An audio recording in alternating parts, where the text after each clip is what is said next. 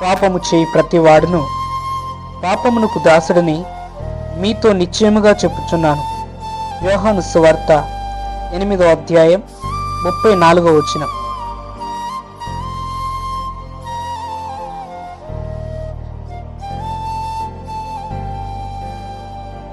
ఏ భేదమును లేదు, అందరూ పాపము చేసి దేవుడు అనుగ్రహించు మహిమను పొందలేకపోవచ్చున్నారు. రోమీయులకు రాసిన పత్రిక 3వ అధ్యాయం 23వ వచనం.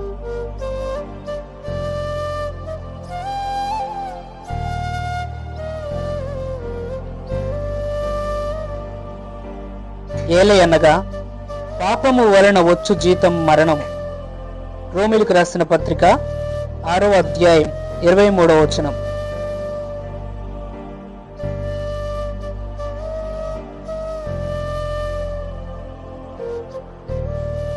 పాపులను రక్షించుటకు క్రీస్తు యేసు లోకమునకు వచ్చునను వాక్యము నమ్మదగినదియు పూర్ణ అంగీకారమునకు యోగ్యమైనదినై ఉన్నది.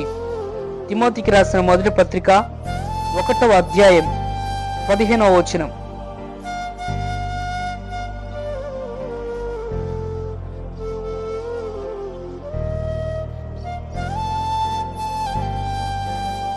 పాపములను తీసివేయుటకై ఆయన ప్రత్యక్షమాయనని మీకు తెలియను. ఆయన యందు పాపమేమీ లేదు.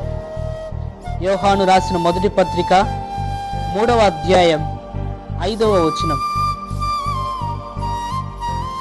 యేసు రక్తము ప్రతి పాపము నుండి మనలను పవిత్రులుగా చేయును.